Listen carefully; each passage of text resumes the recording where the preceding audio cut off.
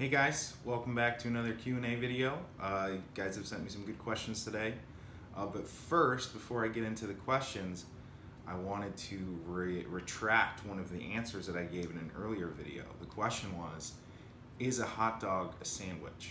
And I said, no. And my reason for saying no is because it is a sandwich. It is not a sandwich because it's only one piece of bread, and the definition of a sandwich has two pieces of bread. And for some reason, I thought about this again recently, and the first things that came to mind were Subway. That is technically one piece of bread and still a sandwich. Also, Philly cheesesteak, meatball sub, all of these I'd consider sandwiches. However, they only cut through the bread partially. So I'm so sorry to have misleaded you all for so long. But anyway, let's get into it. I got a couple good questions today. First is, it was from somebody who was referencing a conversation they had in Bible class at school, and he said that what we believe now might not have been, like, people 100 years ago might not believe in the theology and biblical interpretation that we believe in today, and that's true. That's very true.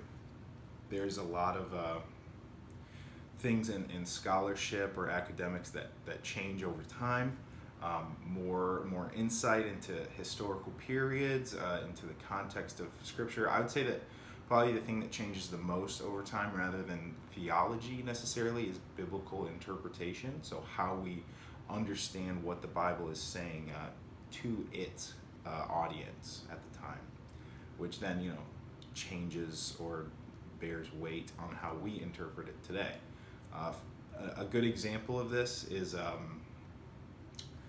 viewing Scripture as allegorical, which is like looking at a story in the Bible and seeing the pieces of the story and what they represent in the greater concept of Scripture. For example, John 2 is a historically allegorical passage, the allegory being the wedding, for one, representing the wedding of Jesus Christ to the church. The vessels in which Jesus used to change water into wine were used for Jewish purification ceremonies, which signifies, wine representing blood, which then, Jesus turned water into blood in vessels of purification, just like Jesus' blood cleanses us of our sin. So that's just one example, but I think that scholarship has moved away from looking Scripture at this way. And if you want, just Google allegory, get a better insight into it. But I would say that biblical interpretation has a lot of nets. They're not like they don't catch everything, but they do catch some things. And I think that there's lessons to be learned in a lot of different forms of biblical interpretation, and looking at the context, and then also including what we think it's saying us today in our modern times. That's a difficult task.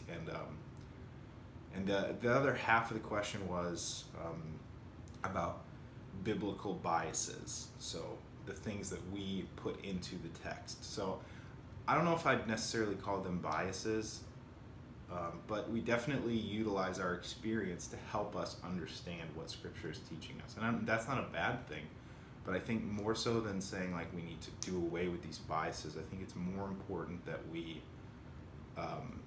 recognize them so that we can better understand Scripture when we come across something in Scripture that maybe we would project these biases or prejudices or our experiences, and I don't think this is a bad thing. It's just kind of what we do. But I think in humility we need to acknowledge that this happens rather than just say I'm right, which is never a good way to approach the task of theology.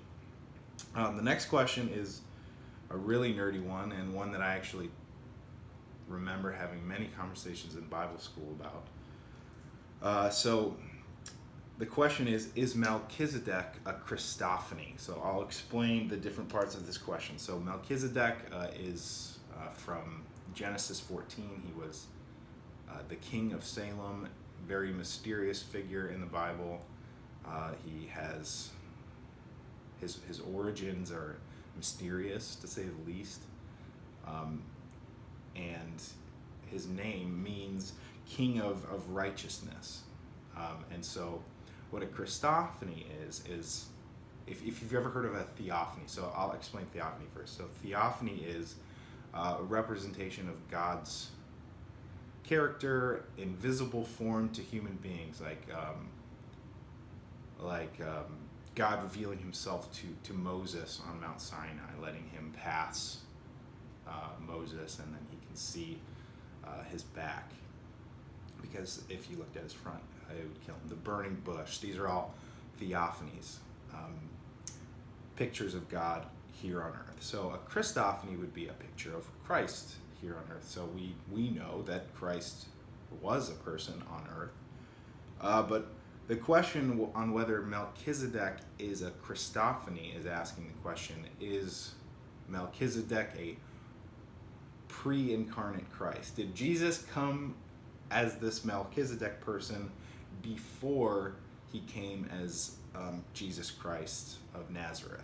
So it's an interesting question, and it's got a lot of moving parts. So the reason that people think this is, for one, his name and his lack of kind of an origin story. King of righteousness, he's called King of peace. He is said to have been a part of the eternal priesthood. He's mentioned in Psalm 110 and other places in the New Testament, like Hebrews 7, where they use this kind of Christ language to describe him, and the fact that he was his purpose on earth was to kind of set up the priesthood. So I mean, to answer the question, it makes sense to me that this is a possibility. There's not necessarily any place in Scripture that explicitly says that Melchizedek is a pre-incarnate Christ or a Christophany, but I mean, I see it, and I think it's really cool to study. So definitely look it up. There's a lot of interesting thoughts, and you can look up stuff online that'd be really accessible, nothing too crazy. Even like the Encyclopedia Britannica website has a pretty interesting layout of what that means. Even Wikipedia, just Wikipedia. I mean, I do that all the time. But yeah, so it's a really interesting thought. I think logically it makes sense. I don't feel confident saying yes for sure Melchizedek is a pre-incarnate Christ, but I see the merits of the argument, and I think it's a pretty cool thought that Jesus Christ came to set up his priesthood, which would eventually lead to him abolishing the need for any priest other than himself. So I think that's pretty cool, and I think it fits within God's grand redemptive narrative. God doesn't make mistakes. He does things very purposefully and intricately, and we see that in the pages of Scripture from Genesis to Revelation. So, all right. Thanks, guys.